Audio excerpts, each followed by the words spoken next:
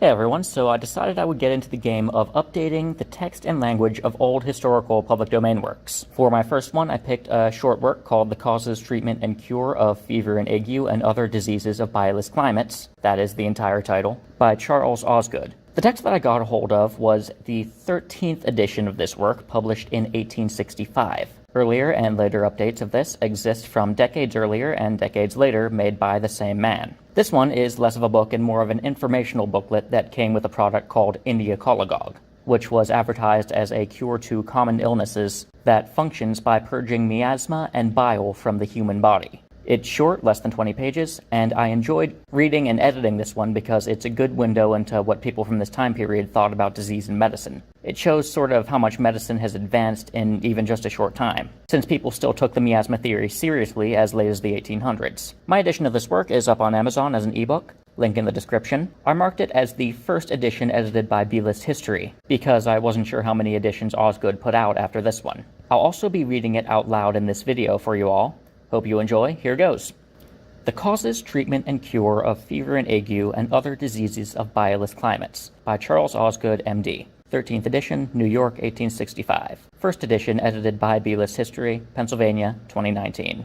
Note from the editor. This work is a copy of the documentation that came along with a medicine used in the 1800s to treat flu-like symptoms. The name of the medicine was Editorial, and its inventor and original author of this pamphlet was a Dr. Charles H. Osgood of Connecticut, along with his brother, name unknown. Although I have looked for some list of ingredients for this mix, I was yet unable to find them. I came across this written item while browsing historical archives of medical journals and decided that I would edit this work and publish it on my own platform, both to modernize the language, making it more understandable to a newer audience, and to raise awareness of an interesting part of what was once considered to be mundane life. I will release to the public my edition of this written work, along with an audio narration of it featuring my voice. Although antique bottles that once contained the colagogue are not hard to find on collectors' websites, and advertisements for the colagogue similar to this one are not hard to come by doing some searching through various newspaper and other historical archives, records of the life of Charles Osgood are not so easy to find, both because he shares a name with a modern-day Hollywood celebrity,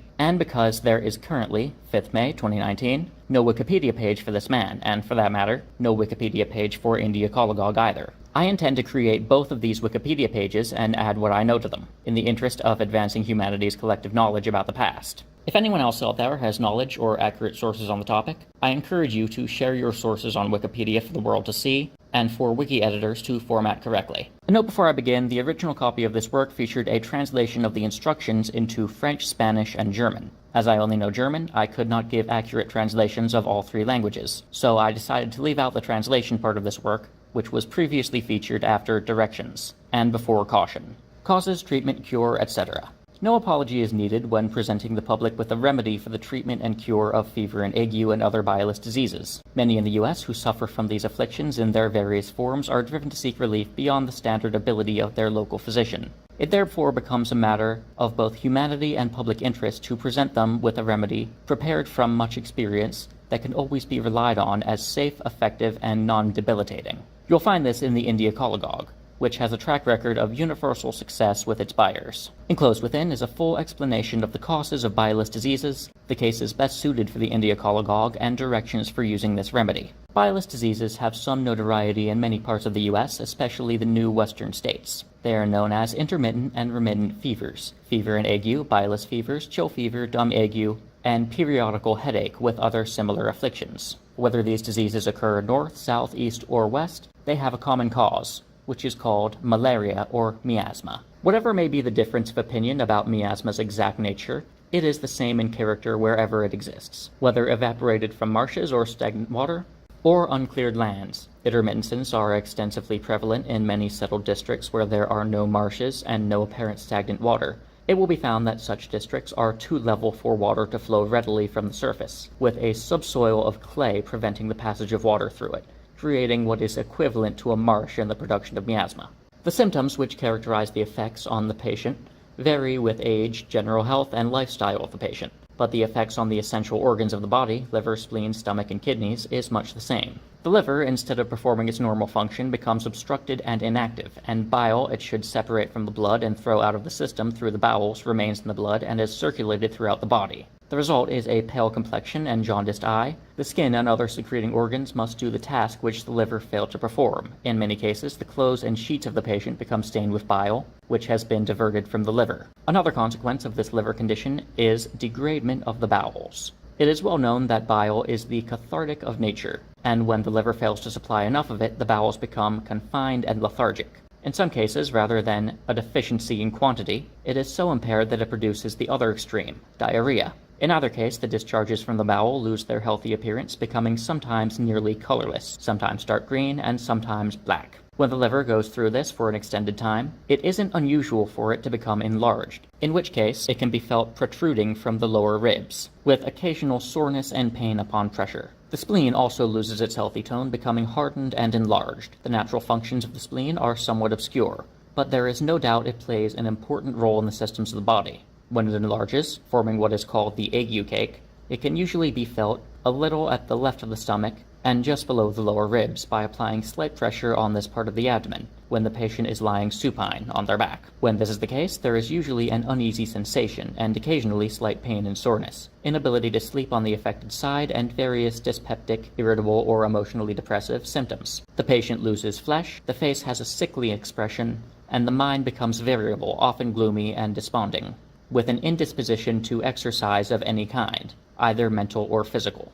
The stomach, on which the whole system depends, is among the most susceptible to the causes of disease, whether such causes act directly on it or indirectly through its sympathy with other organs. When the system is subjected to a bilious disease for a time, the stomach becomes irritable. The appetite is capricious, sometimes exceeding the demands of nature, other times very lacking. After eating, the patient is often annoyed with heartburn and a sense of heaviness and oppression. When the stomach is empty, he is languid and dissatisfied. The tongue is slightly furred, especially in the morning, and at times a dense, heavy coat may be seen at its roots. The kidneys cease to produce their usual quantity of urine, and what is produced has a high color, often depositing a sediment after a time staying stagnant. Occasionally there is pain and soreness in the small of the back. As it is the function of the kidneys to assist in purifying the blood by filtering impurities from it, it is not surprising that disease and inactivity of these organs should affect the whole system. It is a common remark that bilious climates are favorable to the lungs when inclined to disease. This is only true to a certain extent. Although there may be temporary benefit, there may be ills long-term if followed by intermittent or remittent fevers. Although the causes of the fevers may be beneficial to the body, the fevers themselves may prove harmful. The purpose of the above writing is to inform all involved on the character and effects of bilious climates, something of interest to all parties. Most people have limited access to correct practical information about it, except information they gain from first-hand observation. I wouldn't expect any writing as short as this to be a comprehensive guide. Something like that would take a novel, but for someone who often suffers from these described afflictions, I hope that even this brief guide will persuade them of the importance of early action to dispel the disease, either leaving the bilious area or resorting to some medicine to purge the illness from the body. Having been practicing medicine in a bilious part of the country for several years, these diseases and their treatments have been constant subjects of my personal study. The result of my work is the Editorial, which you'll find to work wonders in purging the above described illnesses from the system of any patient. The increasing demand for this remedy, its unparalleled success, and the solicitation of friends who have been restored to health by its use have moved the proprietor to present it to the public.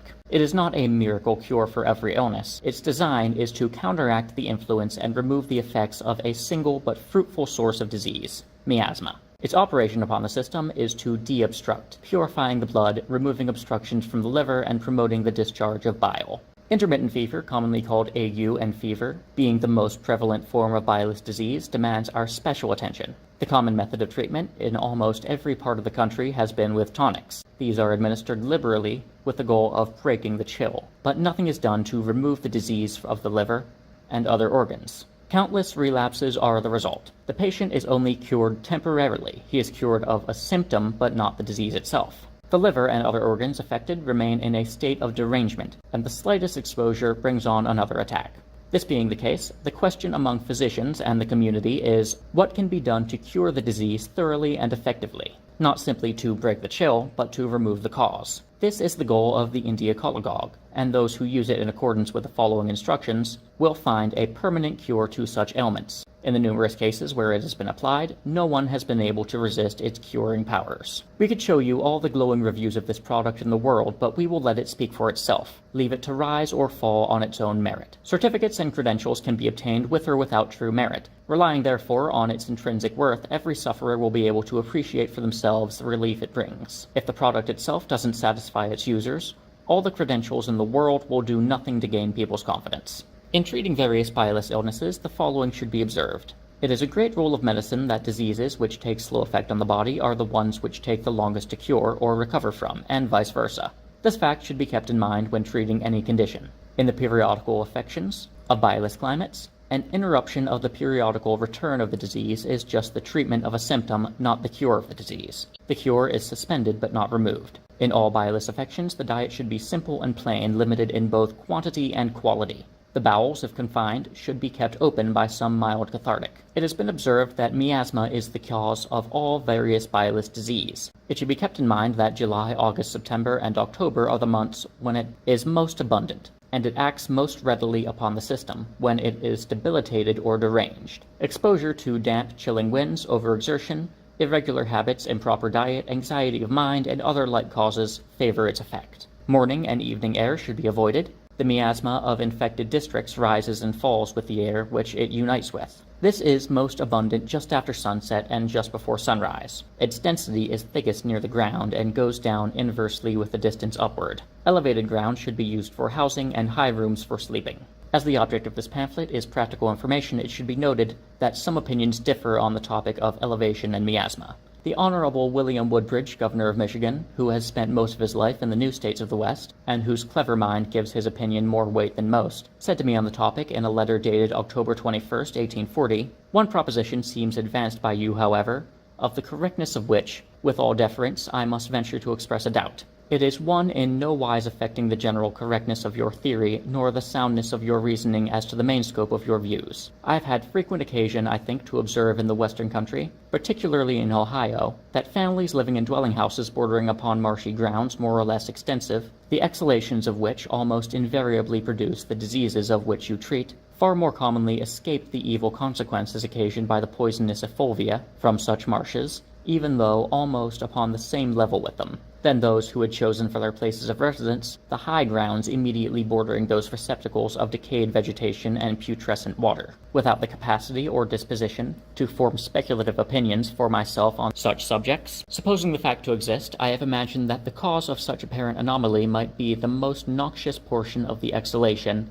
was specifically lighter than the most dense part of the vapor, and that the virus, escaping from the rest, sought its equilibrium in the height of its activity. In the same letter, after describing the intermittent and remittent fevers as keeping up, in spite of quinine and other popular remedies, until the India colagogue was obtained and relief thus given, he continued, "As a safe, convenient, and popular remedy, my own experience so far induces me to believe that it will prove a great public benefit. Both intermittence and remittance are products of the same miasmal cause and yield to the same treatment, though the latter are more protracted and require use of remedies for a longer period. Intermittent fevers are characterized by an entire disappearance of the fever about 8 hours from initial onset, the patient being fever-free until its periodical return. Remittent fever is similar to intermittent, but in about the same time from the attack it is a remission, not an entire disappearance of fever. It is a more malignant type of fever than intermittent, affecting the internal organs more powerfully and needing more time to restore a total healthy condition. No class of diseases are more easily controlled by appropriate treatment than those of bilious climates, and no others so easily prevented. Other than curing a disease, what can be better than preventing it? The colagogue's perhaps the greatest utility is a preventative. Everyone knows how the diseases this was designed to cure lurk in the body. The poison which produces them often lies concealed in the system, undermining the secret wellsprings of life and continuing its work of destruction for months and often years, before it breaks out into open disease. During this time, a pale complexion, high-colored urine, and occasional pain in the side are perhaps the only symptoms to warn of the coming danger. During this period, the persistent use of the above remedy will completely neutralize the miasmal poison and cleanse every trace of bilious matter from the system. Only a few days pass before the complexion. It is a well-known fact that even slight impairment of the liver is often manifested in complexion, giving it a dark and sometimes eruptive appearance. By restoring this organ to its healthy state, the skin again finds its missing freshness, begins to improve, with other changes signifying a general improvement of health. From its counteracting influence, the dangers of acclimation are greatly diminished. Persons moving from south or west who have used it during the sickly season have almost universally escaped illness. The preventative powers of the cholagogue are such that one might think very few of the annual disease sufferers might have gotten sick if not for the aid of the remedy. Travelers in the new states who have gotten and used this remedy will give glowing testament to both its preventative and curative powers. Directions. The following directions should be carefully followed. If the patient is suffering from fever and ague, chill fever, dumb ague, or any form of intermittent fever at the time of starting treatment, it should be taken 4 times in 24 hours, half an hour before normal meal times, and once at bedtime. This continued until the periodical return of the disease is broken up, which will not take more than 2 or 3 days. It should then be continued 3 times a day, morning, noon, and night, until there is a permanent and radical cure. As noted, breaking the chill is not curing the disease. The cure is only getting started. If the patient has had the disease for a long time or been a long time exposed to its causes, this will mean a longer amount of time required to cure the disease. Such persons should take at least 3 bottles of cholagogue. If at a season of the year when the causes are rampant, it is advisable to continue at least morning and night until the season is over. If there is any enlargement or tenderness of the liver, continue until this is removed. 2 bottles are enough for ordinary cases. 1 will sometimes be enough, but cannot be relied on for permanent cure. To ensure the best effects, the medicine should be taken without interruption.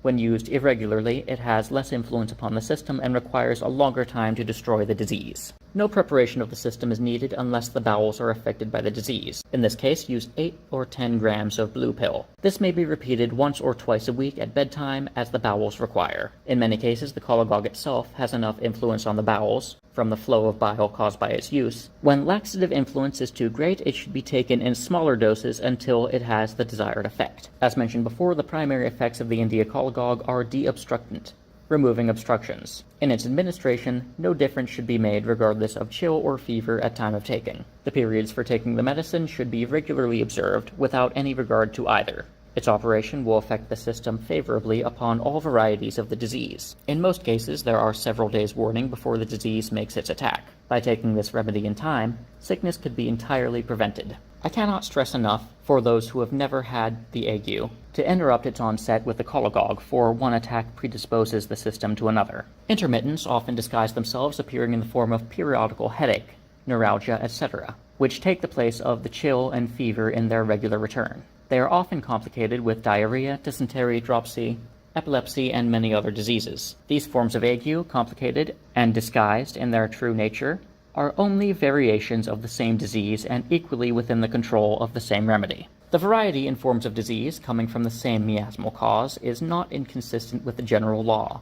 The same diseases produce the same effects. Difference in health, habits, temperament, and different degrees of atmospheric contamination account for the variety. Even in the same neighborhood, miasma often differs materially in its density, which corresponds with a difference in its violence of effects. To remittent or bilious fever, bilious fevers, as they are termed, are only varieties of remittance, not distinct diseases. They are produced by the same causes and have the same symptoms. In their progression, they are both periodical, subject to the same remissions, and are treated with the same remedies. It is equally adapted and should be administered in accordance to directions already given.